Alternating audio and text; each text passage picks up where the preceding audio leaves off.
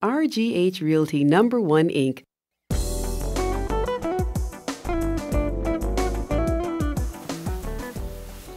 In this climate, my viewers are hearing a lot about short sales. Do you mind elaborating on that? Sure. From a seller's perspective, a short sale is an option for a homeowner whose value of their house has not necessarily gone down, but is less than what they owe to the bank. So there is a procedure where they can apply to the bank and say, I have a buyer for X number of dollars, and this is what our fees are going to be, and this is what you will receive after the short sale is complete. So there is an enormous amount of paperwork and time involved. But the bank, at the end of the day, makes a decision whether it's in their best interest to go forward with the sale and take the money that they are being offered, or possibly continue. Maybe we're getting into a foreclosure or default situation or something like that. So for a seller, they have about 90 days to possibly longer to wait to get an answer from the bank, but it's a possibly good solution for somebody who is in a bad position, in that their house has lost some value or is less than what they owe on the bank. From a buyer's perspective, they can possibly get a very good deal on a house by purchasing a short sale, but they have to wait possibly 90 days, possibly longer, to see if the bank will accept this offer. And they could wait those 90 days or longer, and the bank could say, no, we're rejecting the offer, and now you're back in square one.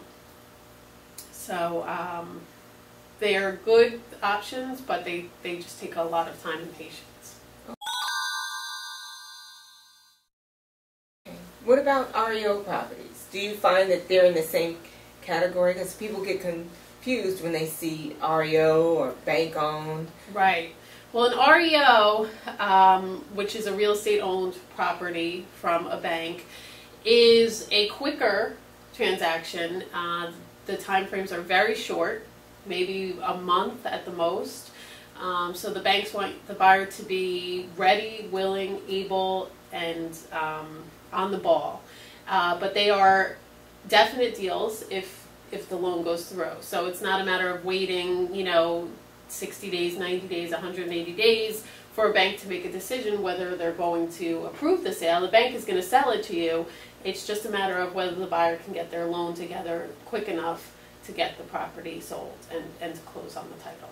Right. I agree. I think that it's really important that the buyer has all of their paperwork, and the mortgage company has to be really on top of things, because if not, they're going to lose it. Right. Yeah. And in a regular transaction, the seller's attorney usually will give extensions on time frames, but with the REOs, the banks are very reluctant to do that. Right. They have like a time period, right, and that's it. Yeah. Even as far as inspection, right? You Yes. have to do it like within, as soon as they agree on the price, yeah, you have 3 days to do your inspection, and then you have 2 days to sign the contracts. Right. And after the inspection, right? Mm-hmm. And then after the contracts are fully executed, then what do you find like an average time of closing?